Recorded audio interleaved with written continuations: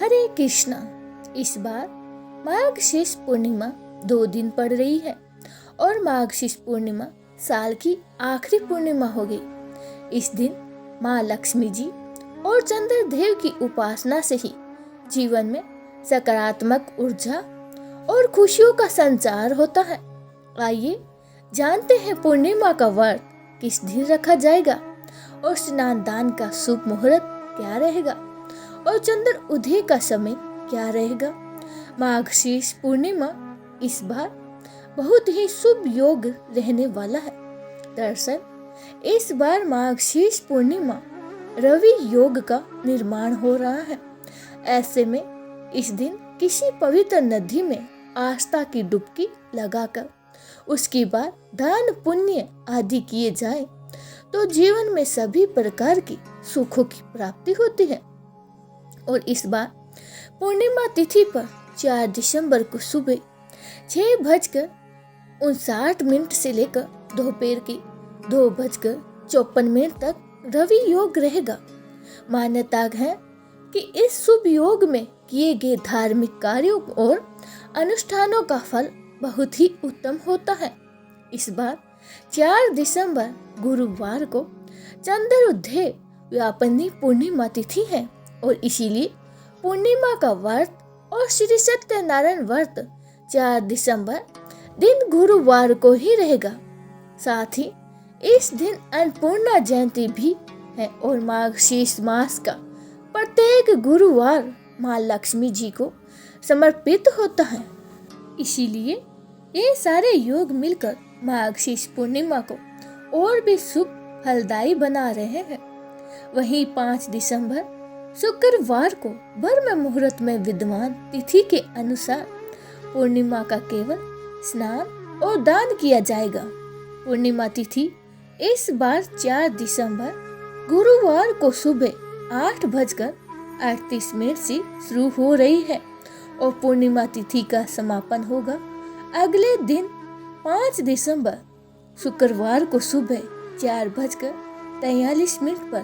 बहुत सारे योग शुभ योग तो इस दिन बन रहे हैं, साथ ही साथ इस दिन भद्रा काल भी लग रहा है और 4 दिसंबर गुरुवार को ब्रह्म मुहूर्त सुबह 5:22 से लेकर 6:10 तक रहेगा और सूर्य उदय होगा सुबह 6:57 पर और सूर्य अस्त होगा शाम को 5:36 पर। अभिजीत मुहूर्त सुबह 11:55 से लेकर 12:38 तक रहेगा। जब तक आप श्री सत्यनारायण भगवान की कथा का पाठ श्रवण कर सकते हैं और इस दिन चंद्र उदय होगा शाम को 4:55 पर। तो चंद्र उदय होने के बाद में आप कभी भी चंद्र देवता को अर्घ देकर व्रत का पारण कर सकते हैं। हालांकि इस दिन भद्रा काल भी रहेगा जो कि सुबह 8:37 से लेकर शाम के 6:40 तक रहेगा।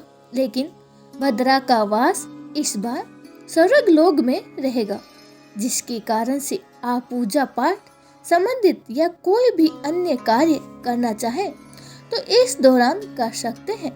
हालांकि बहुत से लोग भद्रा का विचार हमेशा ही करते रहते हैं, चाहे भद्रा का वास किसी भी लोक में क्यों न हो।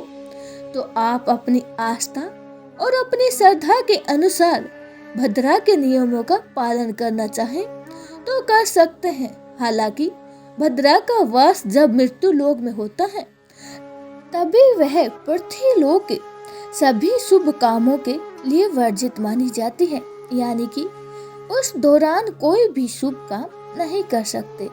और 4 दिसंबर को पूजा करने का प्रातः काल मुहूर्त रहेगा सुबह 5:37 से लेकर 6:59 तक।